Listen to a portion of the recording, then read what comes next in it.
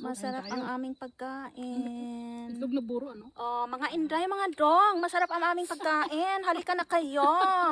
Oo, para mawala ang stress. Kung umiiwas ka sa buhay mo, sige, iiwas din ako sa iyo. Hindi lang ako, at marami kaming iiwas sa iyo, okay? Or hindi sa iyo or sa inyo, okay? Yan ang masarap. Mabuti pa, pumunta tayo ng bundok. Kung pumunta tayo ng bundok, at makasuccessful tayo. Yan. Successful tayo pag pumunta ng bundok, masuccessful din yung opportunity mo at saka future mo. Kung iniisip mo yung sarili mo, hindi ka masuccessful. Okay? Yan, ang sarap namin ng pancit. Yan, ang kanin. Ang itlog, yan.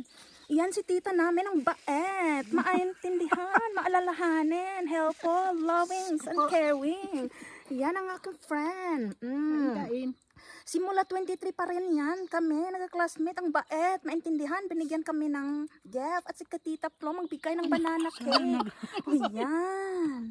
Lahat ng magbigay sila sa akin ng cake. Ano to, friend? Orange, Yan. ano? Wow, so, Ganyan lang yan.